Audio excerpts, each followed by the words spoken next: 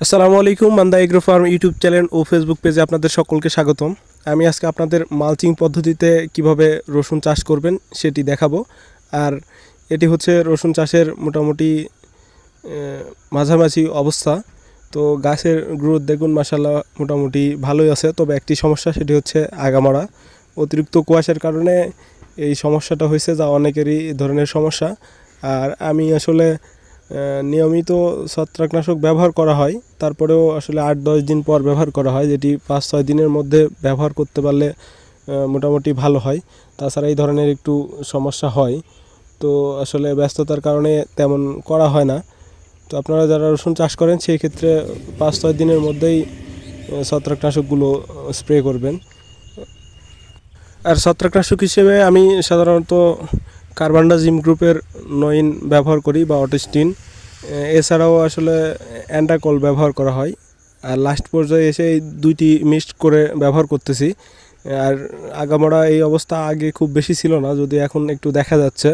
তারপরে যে খুবই খারাপ অবস্থা তা না, তারপরেও মোটামুটি আছে। তো এখন রুবোরাল বা এই জাতীয় যেগুলো আছে সেগুলো স্প্রে দেওয়া হবে। আপনারা এইভাবে স্প্রে দিতে পারেন। আর অনেকেই প্রশ্ন করেন আসলে রসুন মালচিংয়ে আসলে ভালো হয় কি না। আসলে এটি আপনাদের যা দেখাচ্ছি এইরকমই, আসলে এর চেয়ে ভালো খারাপ এটি আপনাদের কাছে। এখন বাণিজ্যিকভাবে যেগুলো এলাকায় চাষ হয়, যেমন নাটোর, পাবনা, ফরিদপুর সহ আরও অন্যান্য এলাকাতেও দেখি বাণিজ্যিকভাবে বিনা চাষে রসুন চাষ হয়। তো সেগুলোর জমির কন্ডিশন বা চাষ পদ্ধতি, পরিচর্যা আমাদের চেয়ে অনেক ভালো, যার কারণে তাদের ফলন, গাছের অবস্থা ভালো থাকে এবং ফলনও অনেক ভালো হয়ে থাকে। কারণ আমাদের এলাকায় আসলে পলি জমি, আমি আগের ভিডিওগুলোয় বলছি, যার কারণে প্রচুর শক্ত হয়। আমি এবারই প্রথম কাদামাটিতে এই চাষ করছিলাম। প্রচুর শক্ত হওয়ার কারণে এর শিকড়গুলো প্রাথমিক অবস্থায় ভিতরে যাইতে পারে না। তারপরে অনেক আসলে পরিচর্যা করা হয়েছে, সেচ দেওয়া হয়েছে, ছিটিয়ে পানি দেওয়া হয়েছে।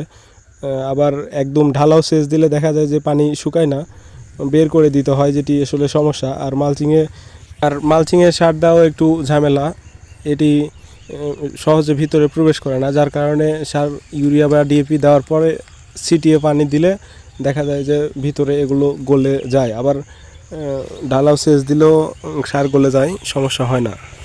তো এই ছিল আজকের মতন রসুন চাষের আপডেট। পরবর্তীতে আরও আপডেট দেওয়ার চেষ্টা করব ইনশাল্লাহ।